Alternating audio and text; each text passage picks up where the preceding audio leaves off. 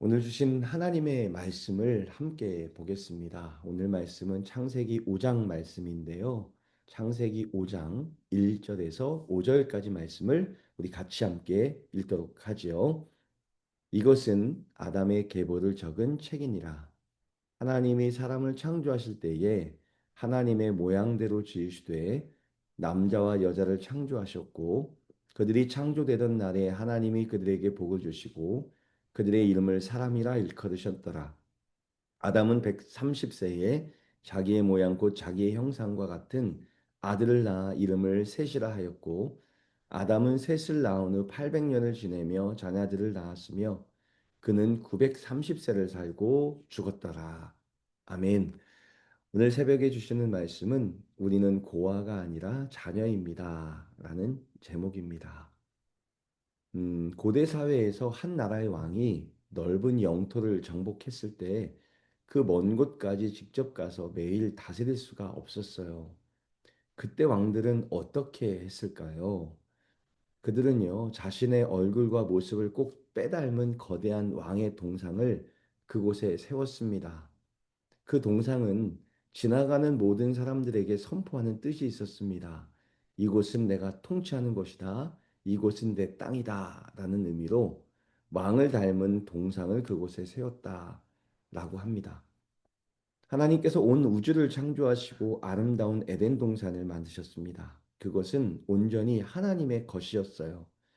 그런데 하나님은 그 아름다운 에덴을 더 효율적으로 그리고 아름답게 가꾸고 다스리도록 하기 위해 자신의 형상을 닮은 대리자를 그곳에 세우기를 원하셨습니다. 그리고 하나님은 그 동산을 다스리게 하기 위해 하나님의 모양과 형상을 꼭 닮게 만든 아담과 하와를 창조하셨고 그들을 에덴 동산에 두셨습니다. 고대 왕들이 자신의 동상을 그곳에 세운 것과는 비교할 수 없는 하나님은 그의 모양과 형상을 닮은 사람을 창조하셨고 하나님이 만드신 그 에덴 동산을 다스리는 권한을 주셔서 에덴 동산에 두셨다라고 성경은 말하고 있습니다. 지난 이야기이긴 하지만 아담과 하와의 죄는 무엇으로 시작되었나요? 하나님은 아담과 하와에게 에덴 동산을 맡기셨습니다. 그들을 다스리고 정복하라라는 명령도 주셨습니다. 그러나 그들이 정복하고 다스려야 할 피조물에게 유혹당하고 말지요. 사탄의 말에 현혹당하고 맙니다. 그리고 선악과를 따먹는 죄를 저질렀습니다.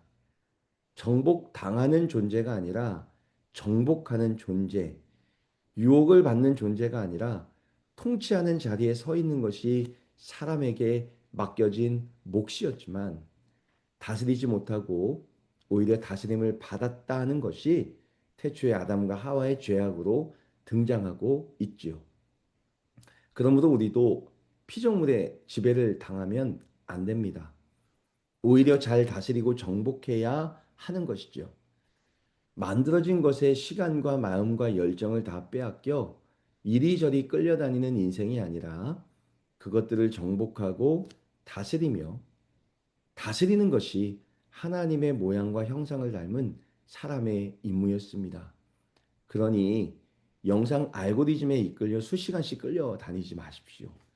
게임에, 드라마에, 온갖 것에 끌려다니지 마시고 그것들을 다스릴 수 있기를 간절히 소망하고 소망해 봐요.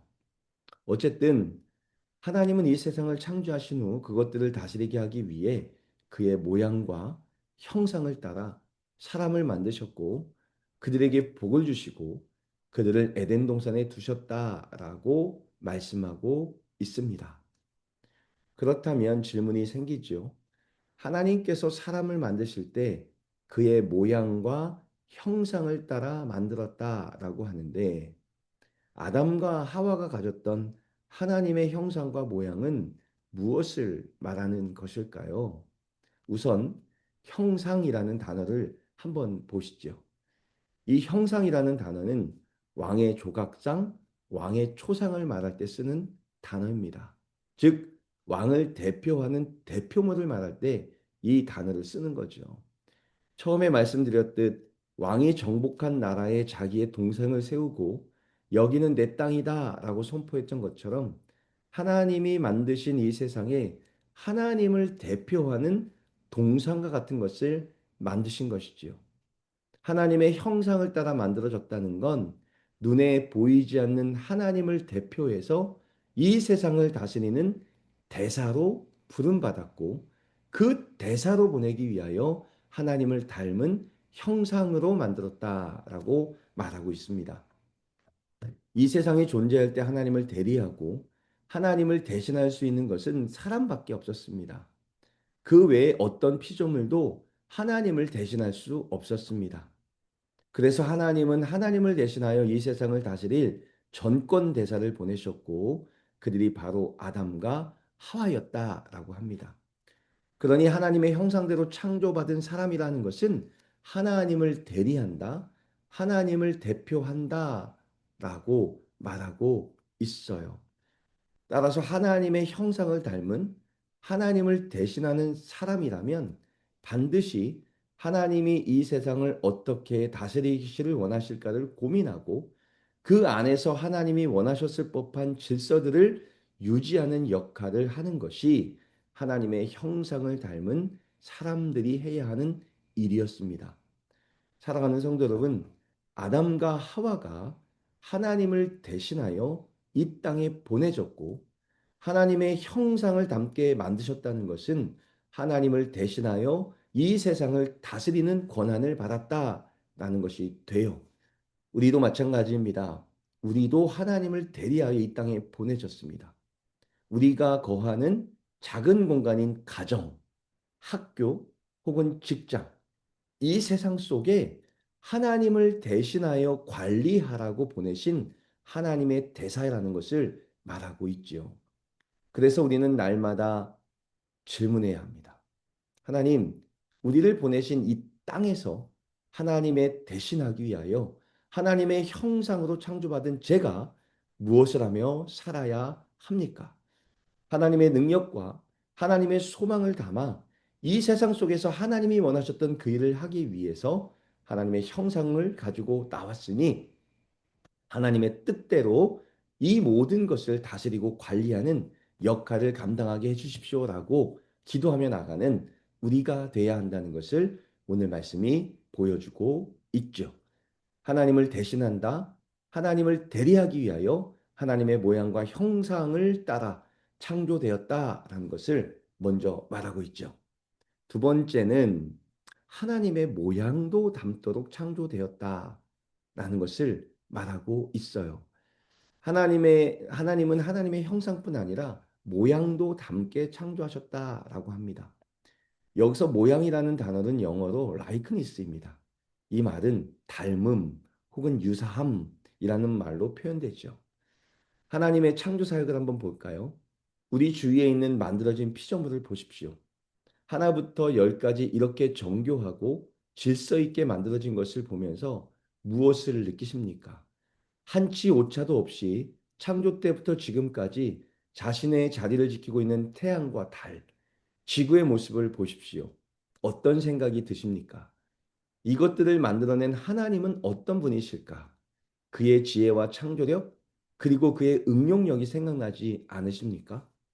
하나님은 사람을 만들 때 그의 모양을 넣어 놓으셨다라고 말하면서 하나님께 속해 있었던 하나님의 거신, 지혜, 창조, 응용, 이 모든 것들을 사람들에게 부어주셨다라고 말하고 있지요.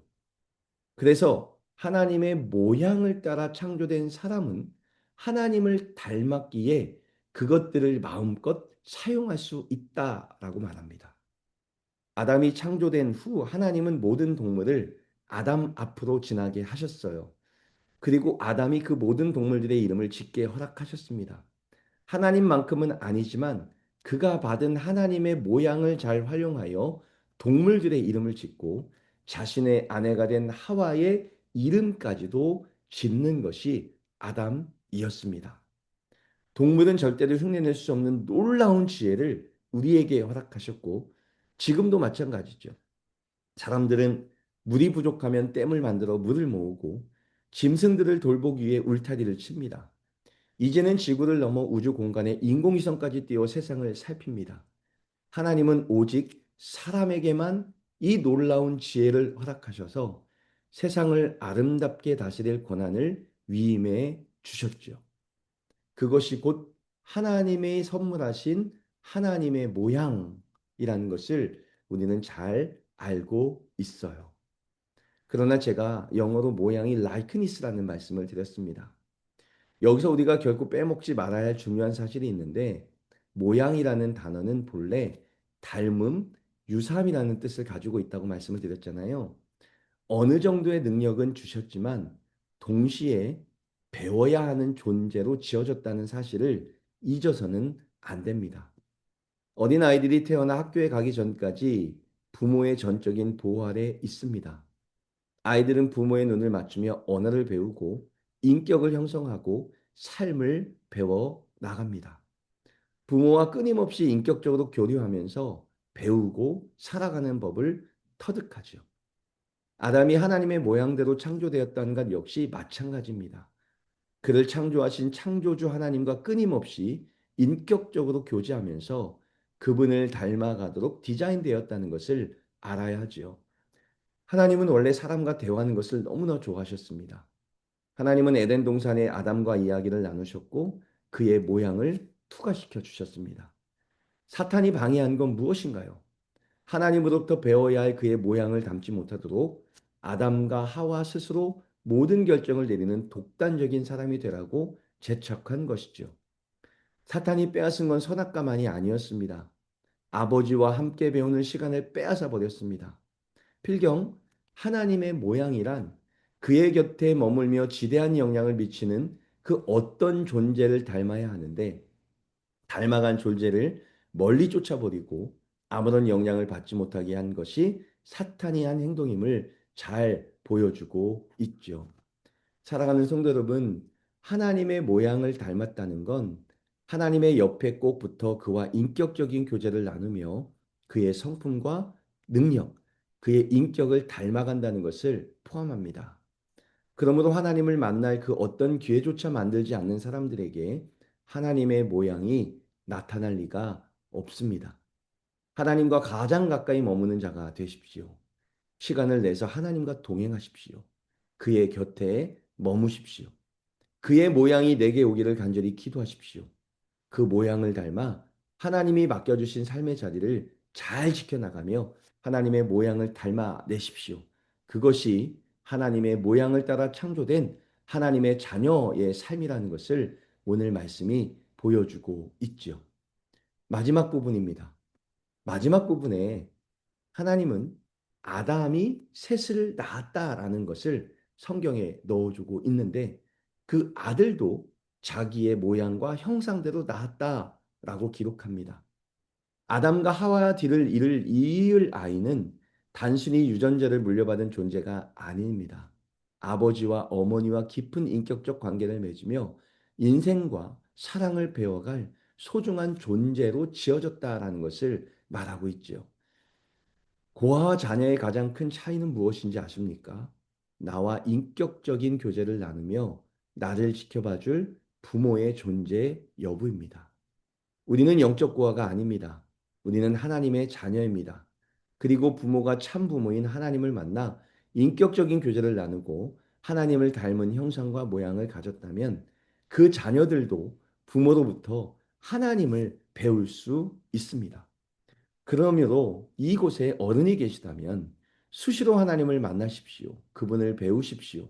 그분의 마음이 어디를 향하고 있는지 그 마음을 읽어내십시오. 하나님의 인격과 능력을 매 순간 삶에서 배워 나가십시오. 그리고 우리에겐 그것이 가능한 하늘의 DNA가 흐르고 있습니다.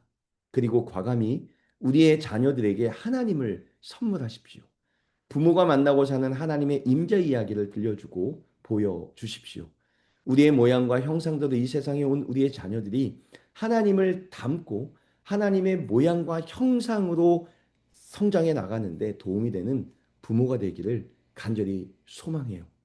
혹 우리가 하나님을 만나 지금도 교제를 나누고 있다면 하나님의 모양과 형상이 우리에게 부어질 것이고 우리를 만나는 모든 사람들이 우리 안에 담긴 하나님의 모양과 형상을 보기를 소망하고 그 모양과 형상이 하나님을 대신할 수 있기를 간절히 소망합니다.